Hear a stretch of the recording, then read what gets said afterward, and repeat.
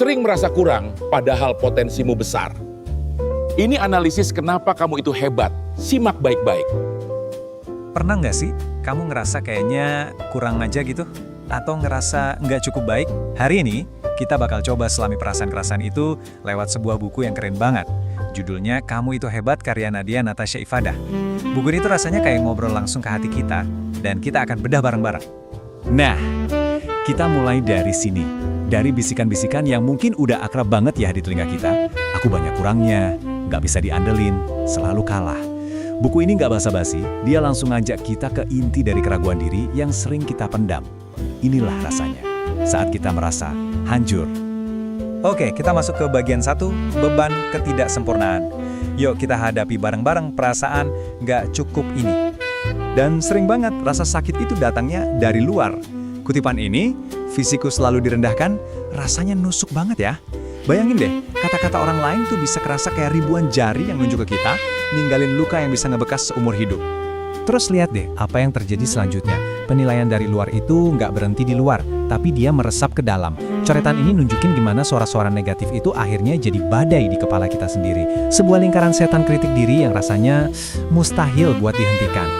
Lalu, mulailah kita ngebanding-bandingin. Kita lihat pencapaian orang lain, hidup mereka yang kayaknya seru banget, penuh warna, sementara kita ngerasa gitu-gitu aja, sendirian, dan tertinggal jauh di belakang. Buku ini benar-benar nangkep perasaan sakit itu.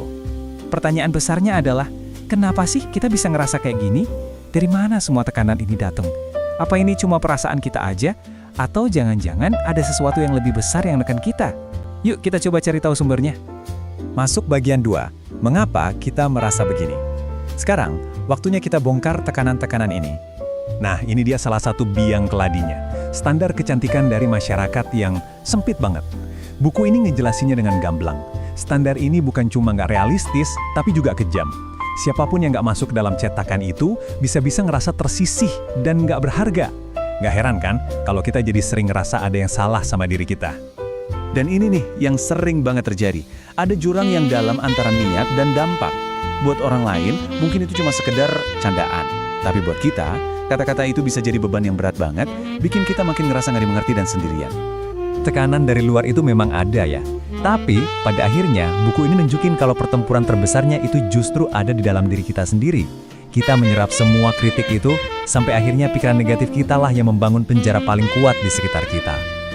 Oke, sekarang kita masuk ke titik baliknya. Bagian 3, kekuatan rasa syukur. Ini saatnya kita putar balik cara pandang kita. Roda rasa syukur ini tuh pengingat yang keren banget. Bahwa rasa syukur itu bukan cuma soal hal-hal besar atau pencapaian luar biasa. Seringnya, rasa syukur itu justru tersembunyi di hal-hal kecil yang setiap hari kita anggap biasa aja. Coba deh kita pikirin bareng-bareng. Bisa bangun di pagi hari, punya tubuh yang sehat, menikmati makanan enak, ada keluarga, ada teman, bahkan sesederhana bisa bernapas lega. Ketika kita mulai ngitung hal-hal ini, fokus kita pelan-pelan geser dari apa yang kurang jadi ke apa yang udah kita punya. Dan disinilah keajaibannya terjadi. Persis seperti yang dibilang buku ini. Dengan bersyukur, semua yang biasa saja akan terasa luar biasa. Jadi rasa syukur itu bukan berarti kita nolak adanya kesulitan, tapi kita belajar nemuin keindahan di tengah-tengah itu semua. Kita sampai di bagian terakhir. Bagian 4, kamu sudah hebat. Yuk kita ngobrolin soal betapa berharganya diri kamu. Coba perhatiin peta pikiran ini. Ini puncaknya pesan dari buku ini. Nilai kamu itu bukan diukur dari kekurangan kamu. Bukan. Nilai kamu itu ada di kebaikan kamu, ketulusan kamu, kesabaran kamu, dan kekuatan kamu buat bangkit lagi. Kamu itu berharga. Titik. Apa adanya. Saat ini juga. Terus gimana cara prakteknya? Nah, buku ini ngasih 3 langkah simpel. Pertama, lihat kegagalan itu sebagai pelajaran, bukan akhir dunia. Kedua, stop ngejar-ngejar validasi dari orang lain. Capek. Dan yang paling penting, nomor 3, cobalah lebih baik ke diri sendiri.